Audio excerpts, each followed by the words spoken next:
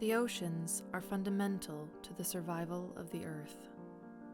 Home to hundreds of thousands of species, without the oceans, our world would cease to exist. Yet we continue to pollute them with plastics, toxics, and waste, harming the environment and in turn, endangering ourselves.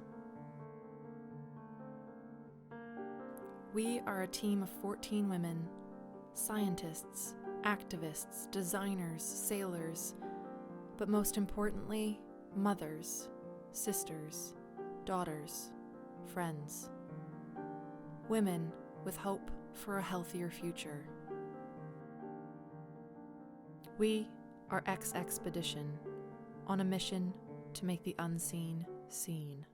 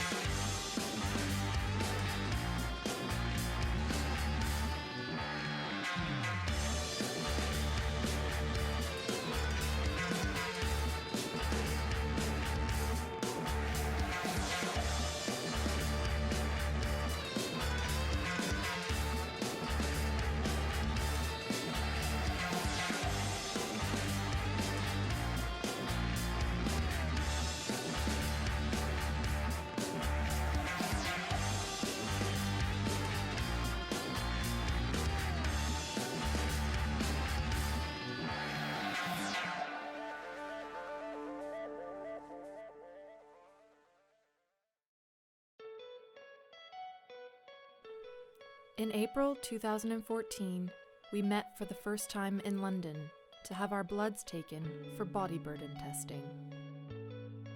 Part of the UN's Safe Planet campaign, this testing aims to show the various toxics and chemicals in our bodies, making people aware of their presence and potential for affecting not only their own health, but the health of future generations. Our samples would be sent to Dr. Anna Carmen in Sweden, and we would receive our results after setting sail in November.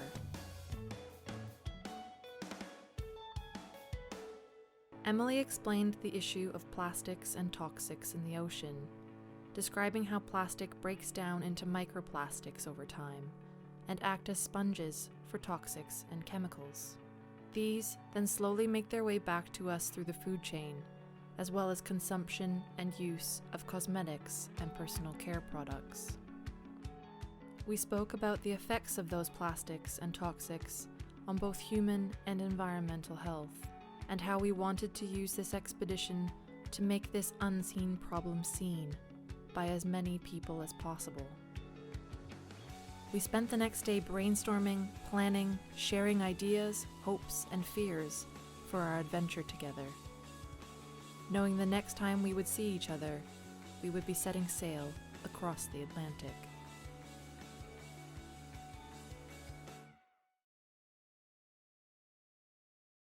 In November 2014, we made our way to Lanzarote in the Canary Islands, our starting point for our journey across the Atlantic Ocean to Martinique in the Caribbean.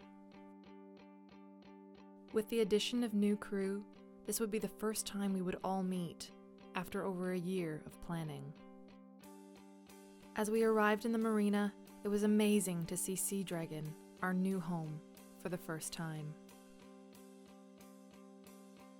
A 72-foot sailing vessel specifically designed for science and run by Pangea Explorations, she was a sight to behold. We were sailing as part of Jimmy Cornell's Atlantic Odyssey, and our first stop was to meet with his daughter Doina and discuss the events for the coming week before setting sail. Art workshops, beach cleanups, forums, presentations, and school visits. We were ready. Time for the whole crew to arrive.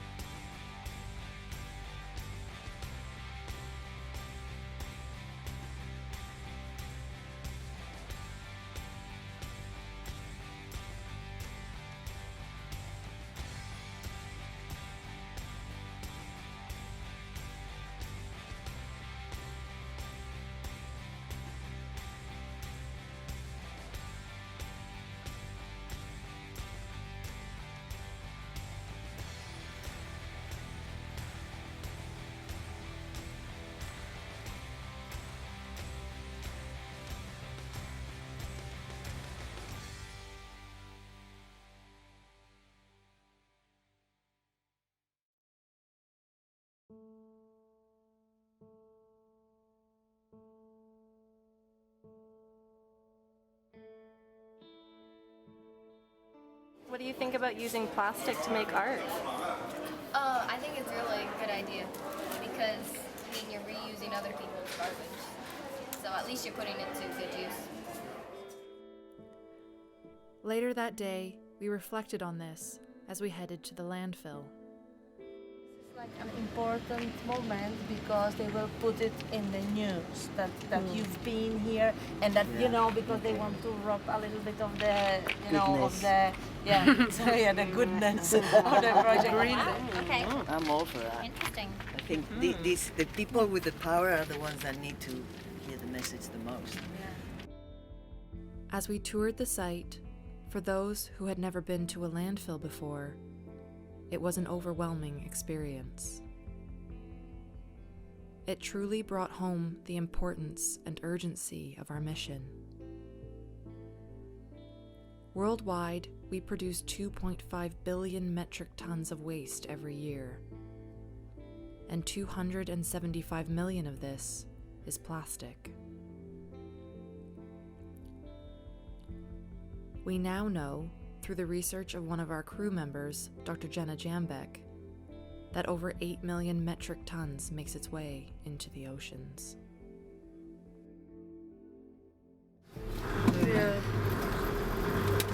What is this, the boat traffic? It's about the plastics on in the water, and it's a map sort of showing how they actually move around. We made our way to do a beach cleanup on the northern side of Lanzarote.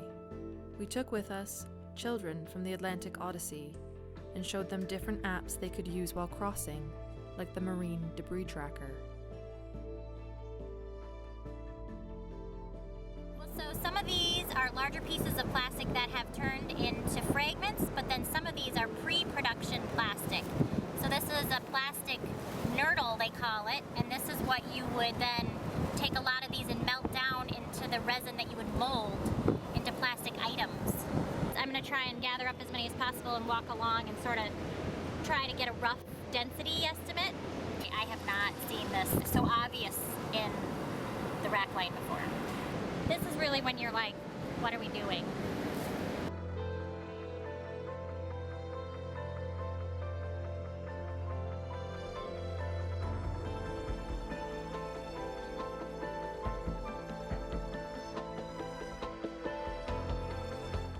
Colleagues, Yes. they told me, they explained me, and it's amazing, it's so great, and hopefully everything goes all right, and you show us how we must handle in the future to this beautiful planet, and do your best because we need you.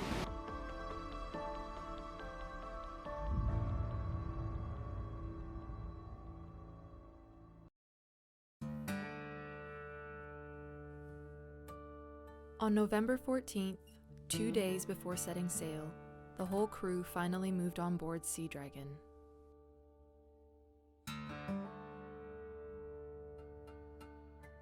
As we all got settled in, Lucy and Emily planned out the provision list for the crossing. In addition to the sponsored food we had been provided by Fish Forever, Organico, and Dove's Farm in the UK, we also bought plenty of fruit and veg to last for much of the journey.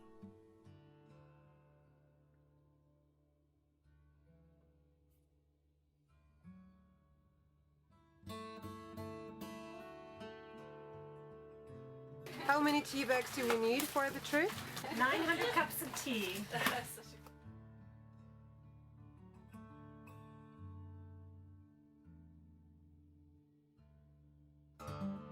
After everything was stowed, we went up on deck for our domestic and safety briefings.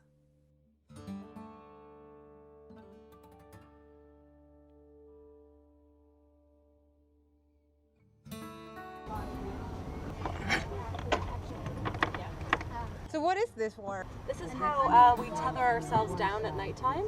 So when we're doing night watches, we've got a constant tether so that we don't fall overboard.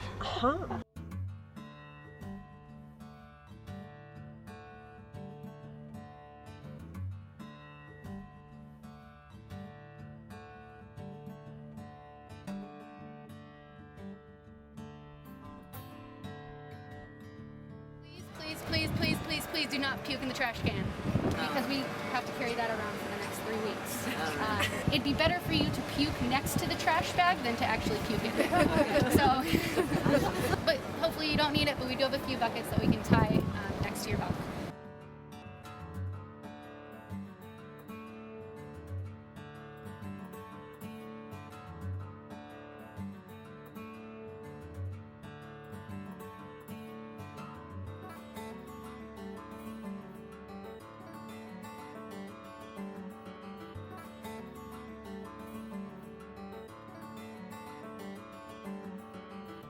This is our VHF radio in the middle of the ocean.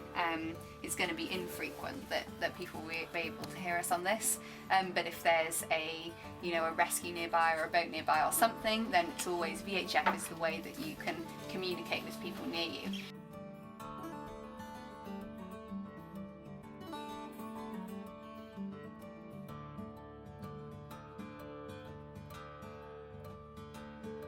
If the boat were to sink out from under us and we did not have time to deploy the life rafts, as the boat sinks out from under the life rafts, when it gets to a particular level of pressure, it will, the hydrostatic release will go, so then the life raft is then floating free on the surface with Sea Dragon not nearby.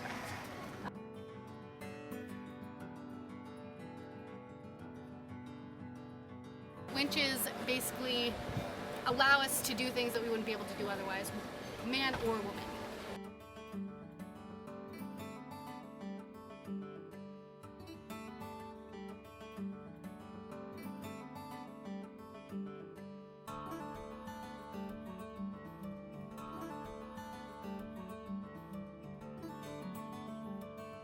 As we counted down the hours to setting sail, we all used our last opportunity to send emails to friends and family, saying farewell to life on land for however long the crossing would take us.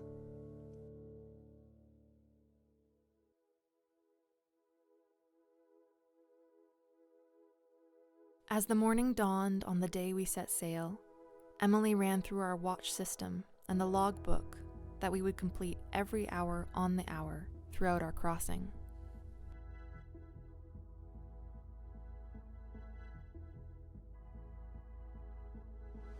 Obviously, as you figured, there's lots of us living in a really, really tiny space. Because we've got the rotating watches, it's kind of nice because this group actually feels a lot smaller. But, attitude on board makes all the difference. The difference between us just crossing the Atlantic and achieving what we want to do, and the difference with actually this being a trip that stays with us for the rest of our lives as this group and makes it one of the most special things we've ever done. It's all about our attitude to the project and to one another, most of all.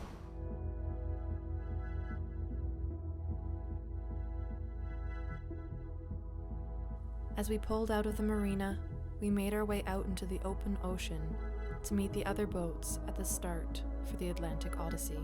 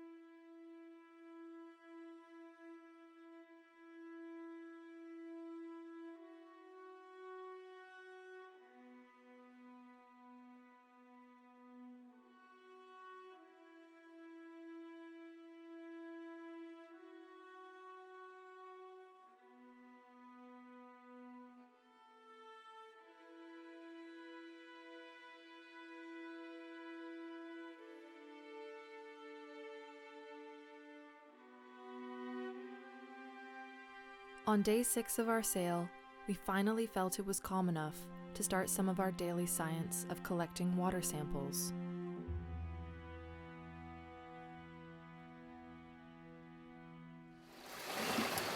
So we took a grab sample from the ocean, and because the mantitol that we're using is 333 microns, and so we only capture particles that are larger than 333 micron, we sort of made this device that would capture particles that are smaller than that. So the top net here is right in there. That one's 333 micron, and then below that there's one that's 110, and below that there's one that's 20 micron, and then everything that passes through these would be less than 20 micron, and so we can sample what has passed through and then also rinse the top of each filter to see if we have any particles that are that size, and then I can take them back to the lab to see what kind of particle sizes we have, and then hopefully identify if there's any plastic in there as well.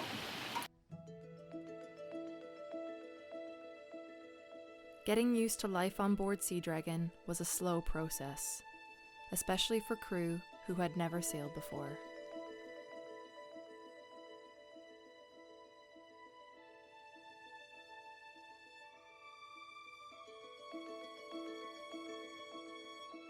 The weather kept us guessing, changing from bright sunlight to thunderstorms several times a day. But we were finally gathering speed and seemed to be in the clear. All of a sudden, there was a snap and the sound of tearing. We looked forward to see that the jib sheet had broken and ripped a meter-long tear in the staysail, now catching dangerously in the wind.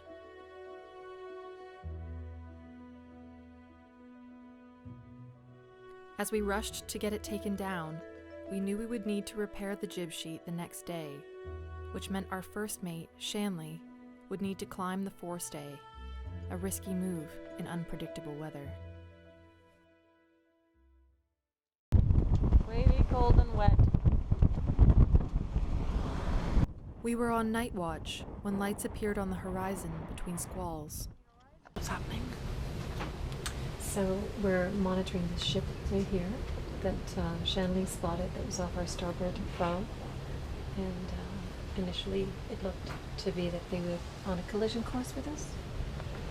So Emily got on the radio with them and they've altered course, so now I'm just checking to make sure that they are going to be going behind us. Yeah, they're pretty close, aren't they? They were less than 2 nautical miles away. Yeah, you can see the lights are really close by now. Yeah. Upstairs. Called San Fernando.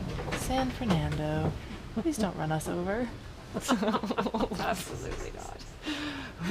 That would not be a good end to the day. No, because we're already having such a great week. Oh, yeah. Alright, I'm gonna go do wake-ups. I am about to go up in the bosun's chair on the forestay to take off part of the jib sheet that is still on, that blew up yesterday while we were going upwind. Take it off and replace it so we can use the eXXpedition. Should be exciting. I got my helmet, I got my tools. Oh goodness, koala bear time.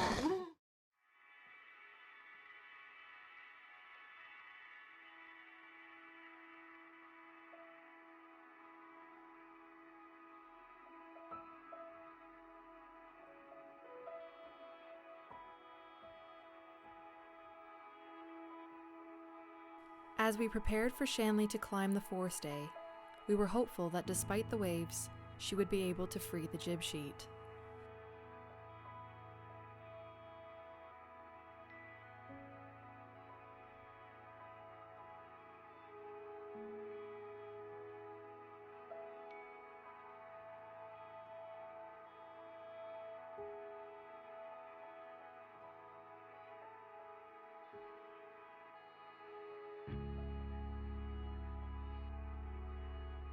But we shouldn't have worried. She successfully removed the rope, and we were soon on our way.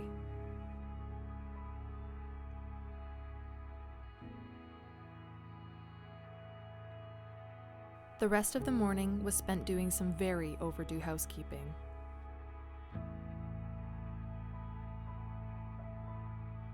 We then decided the day had arrived to conduct our first trawling session. We needed to do quite a lot of prep at this stage, but once set up, it would be ready to trawl on a daily basis.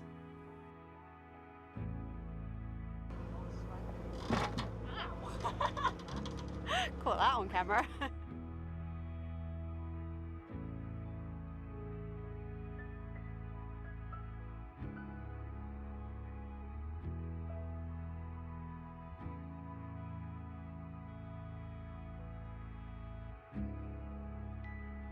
Halyard coming down. We planned to deploy the trawl every day for 30 minutes according to the protocols of the 5 Gyres Institute. Trawling, combined with water sampling, meant that we were conducting science for about 4 hours every day.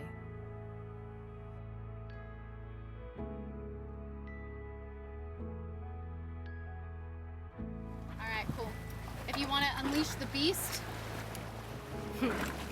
Sneaky. He's ready. It's ready. Yeah.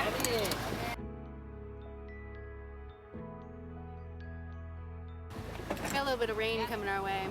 Alright. And we're trying to get trawling put it sorted. set. Good. Good timing. Oh yeah. We're winners at We that. have impeccable timing. You should know this by now. I know.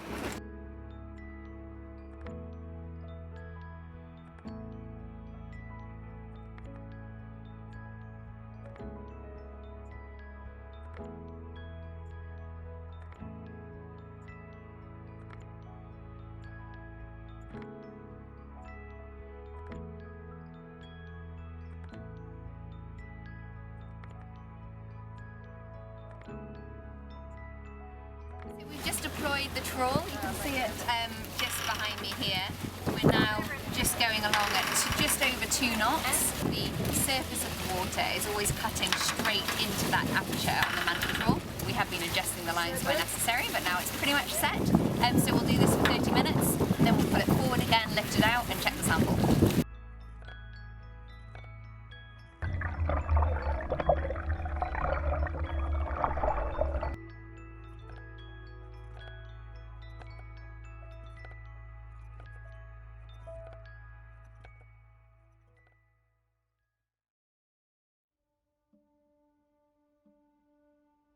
Similar to the design for water sampling, the trawl contents were rinsed through a set of 3 sieves of decreasing micron level. We recorded both plastic and biota, placing them into categories. In this first trawl, the plastic to biota ratio was 1 to 10.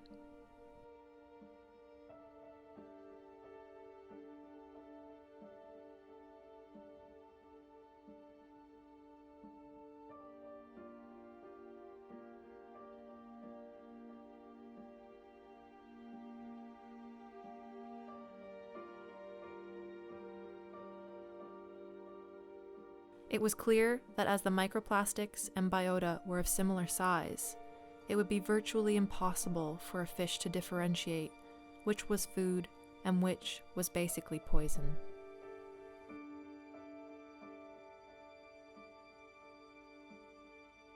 Although the trawl had justified our expedition and mission across the ocean, we were still upset to find such an obvious presence of plastic.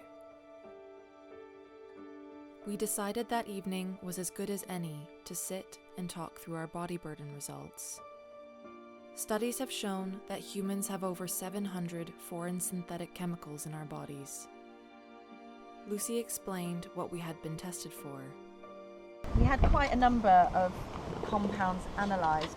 The first 4 are like chlorinated pesticides, brominated flame retardants, we've got a dioxin in there, and then a whole range of different analogues of PCBs. These are all fluorinated compounds which are akin to Teflon and surface treatments and carpet treatments, fabric treatments, that sort of thing. We had been tested for 30 key indicator chemicals, and we found 29 of them. Lucy explained how these chemicals make their way into our bodies. For example, PBDEs, or flame retardants, that are commonly used on mattresses, carpets, and even clothing. These are then absorbed through the skin or inhaled and ingested. Although Lucy was able to answer many of our questions, she explained that upon arriving in Martinique, we would be able to get more detailed answers from Dr. Anna Carmen, a leading scientist in body burden analysis. In the early hours of the morning, our resident fish biologist and ecotoxicologist, Diana, found a stranded flying fish on deck. It was decided that we would dissect the fish to search for plastics in the digestive tract. Although some members of the crew were less than thrilled, Diana tried to help them understand. You have to think about the population and not the individual. A few individuals have to sacrifice for the good of all.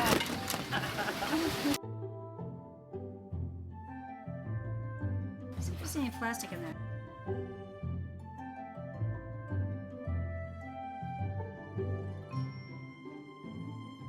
Sure, what do we got? Mama's showing a bet it's a boy. It's a boy, isn't it? Boys just want to get on this boat. They're leaping on this boat. You could be a fish biologist. The liver is beautiful. Its pancreas is lovely. Its spleen. What a lovely little spleen. It's got a darling testis. If it were exposed to things like PCBs, we'd find the enzymes that are used to metabolize that increased, and those would be in the liver. Although we didn't find plastic in this particular sample, it raised pre-existing conversation on board about a very serious component of the plastics and toxics issue: the existence and impact of endocrine-disrupting chemicals. As we watched several documentaries and Diana presented about EDCs, we learned that they are present in much of our daily lives, from pesticides and additives to contaminants in food and personal care products. The whole beginning of the endocrine disrupting issue sort of came from observations of what was going on in the natural environment.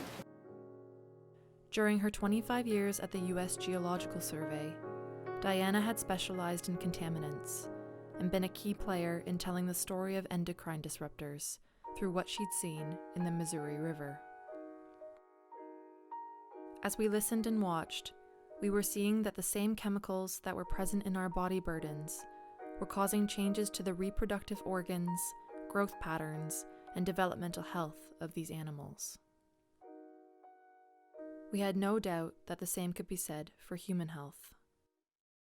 The World Health Organization states that EDCs are already suspected to be associated with increased incidence of breast cancer, altered reproductive functions, and abnormal developmental growth patterns in children.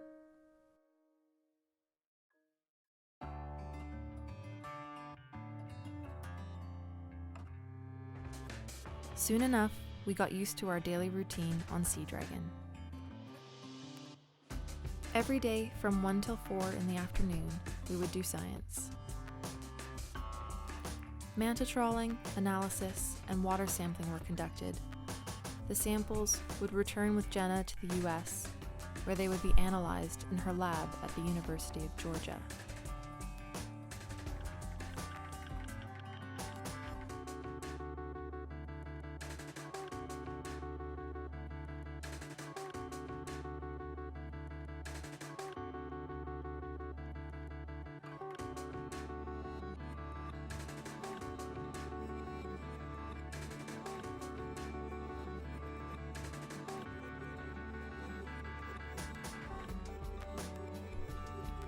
General life had its ups and downs.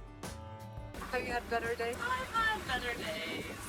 Just occupational hazard of making myself motion sick every time I film.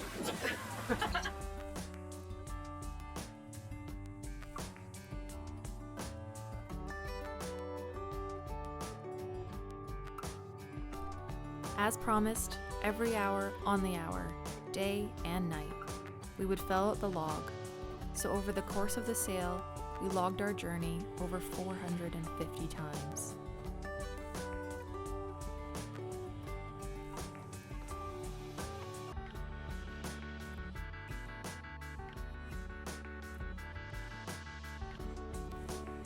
Days were filled with cooking, cleaning, sailing, science, and conversation.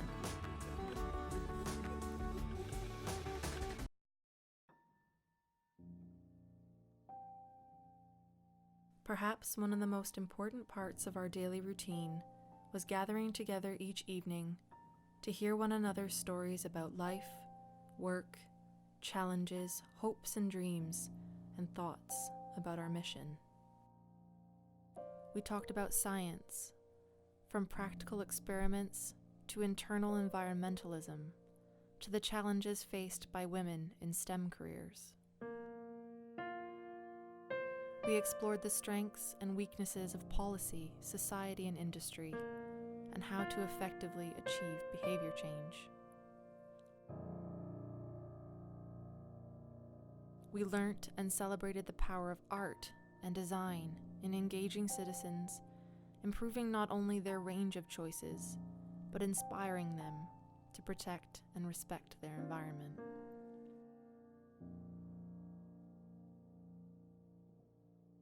We shared stories of love and loss, of lives cut short or devastated by cancer.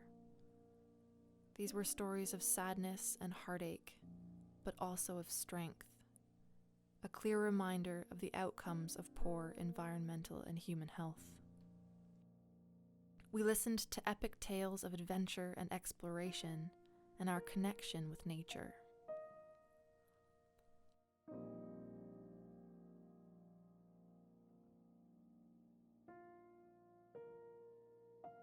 Our determination to care for the world around us had brought us together, and on our final night on board, we reflected on what we were grateful for. I'm so thankful for all of you lot for being here. I mean, we had this dream that seemed kind of crazy about 18 months ago, and you were the ones who made it all happen. I'm also thankful for Sea Dragon. I want to give Sea Dragon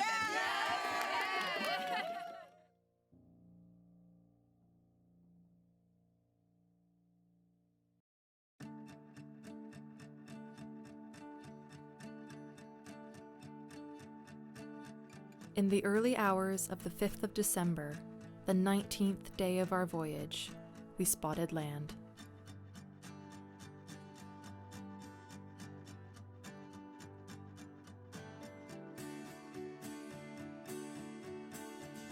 As we neared the shores of Martinique and lowered the mainsail, it finally began to sink in that we had done it. We had crossed the ocean.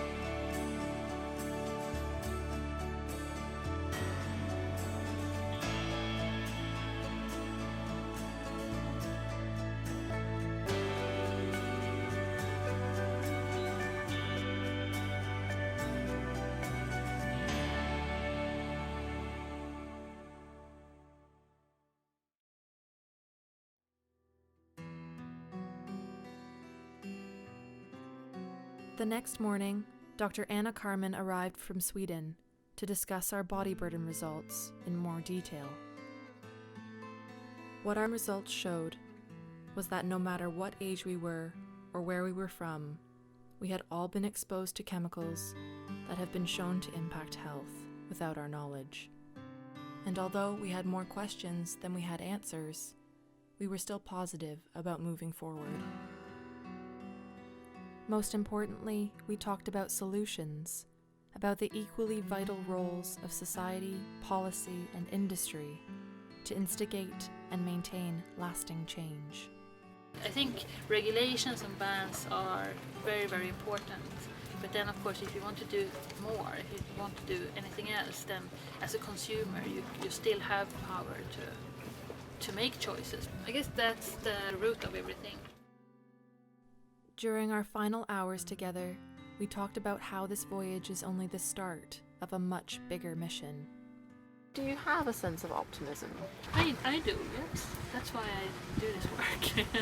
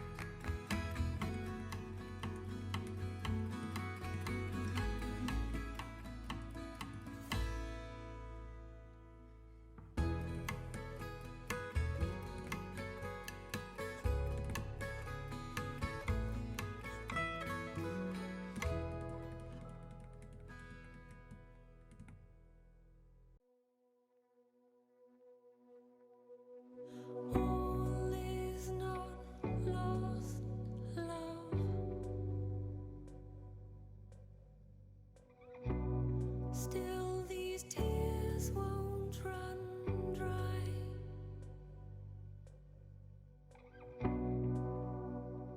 You suffer now, love. Open doors to a welcoming sky. A day will come when your pain is greater than these false pleasures you hold so dear. But please